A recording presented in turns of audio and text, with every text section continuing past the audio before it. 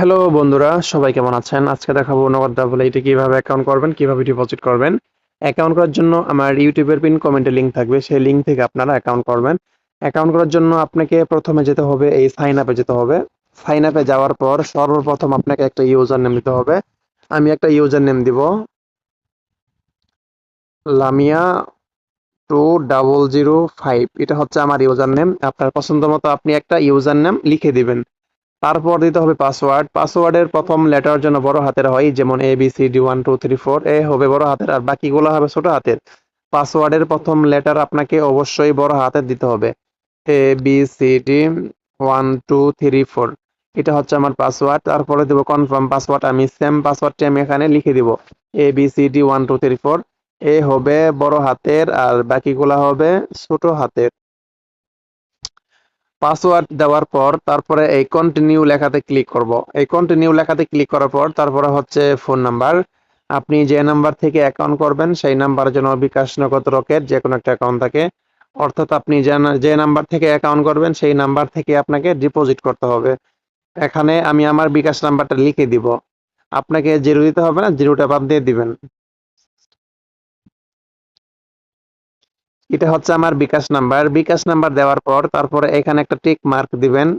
Tick mark দেওয়ার পর এই যে কমপ্লিট লেখা, এই কমপ্লিটে ক্লিক করবেন। এই কমপ্লিটে ক্লিক করার পর আমার অ্যাকাউন্টটি রেজিস্ট্রেশন হয়ে যাবে।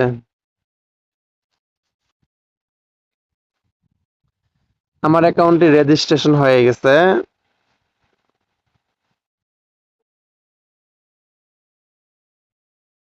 এখন দেখাবো আপনারা কিভাবে ফোন নাম্বার ভেরিফাই করবেন। ফোন নাম্বার ভেরিফাই না করে যদি আপনি ডিপোজিট করেন তাহলে কিন্তু আপনার টাকা এড হবে না।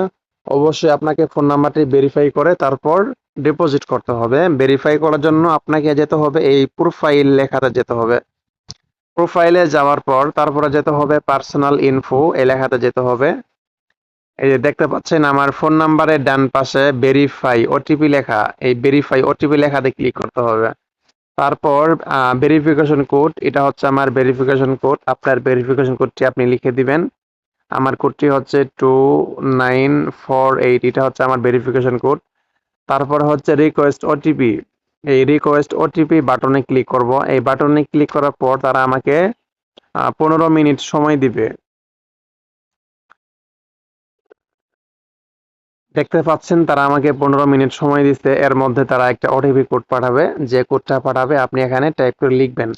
লেখার পর এই সাবমিট বাটনে ক্লিক করবেন। সাবমিট বাটনে ক্লিক করার সাথে সাথে আমার ফোন নাম্বারটি ভেরিফাইড হয়ে যাবে। এখন দেখাবো আপনারা কিভাবে ডিপোজিট করবেন। ডিপোজিট করার জন্য আপনাকে যেতে হবে এই ডিপোজিট অপশনে যেতে হবে। ডিপোজিট অপশনে যাওয়ার পর আপনি কিসের মাধ্যমে ডিপোজিট করতে চান, অর্থাৎ আপনি যদি বিকাশ নগদের মাধ্যমে যদি ডিপোজিট করেন তাহলে আপনি বিকাশটা এখান থেকে সিলেক্ট করবেন। আর যদি নগদের মাধ্যমে ডিপোজিট করতে চান তাহলে আপনি এখান থেকে নগদটা সিলেক্ট করবেন। যেহেতু আমি বিকাশ থেকে ডিপোজিট করব আমি এখান থেকে বিকাশটা সিলেক্ট করব। তারপরে হচ্ছে টাকার অ্যামাউন্ট, যেমন ধরেন আমি চাচ্ছি 200 টাকা ডিপোজিট করব। আমি এখানে 200 টাকা টাইপ করে লিখবো। লেখার পর হচ্ছে ফোন নাম্বার, ফোন নাম্বারটা এখান থেকে সিলেক্ট করব। তারপরে হচ্ছে এই ডিপোজিট লেখাতে ক্লিক করব। তারপরে এই কনফার্মে ক্লিক করব। কনফার্মে ক্লিক করার পর তারা একটা আমাকে বিকাশ এজেন্ট নাম্বার দিবে। এটা হচ্ছে বিকাশ এজেন্ট নাম্বার। আপনি অবশ্যই এই নাম্বারটা কপি করবেন। কপি করে আপনি চলে যাবেন বিকাশ অ্যাপসে চলে যাবেন। আমি এখন 200 টাকা ক্যাশ আউট করবো। আপনি যদি সেন্ড মানি করেন তাহলে কিন্তু আপনার টাকাটা যোগ হবে না। আমি এখন 200 টাকা এজেন্ট নাম্বারে ক্যাশ আউট করবো।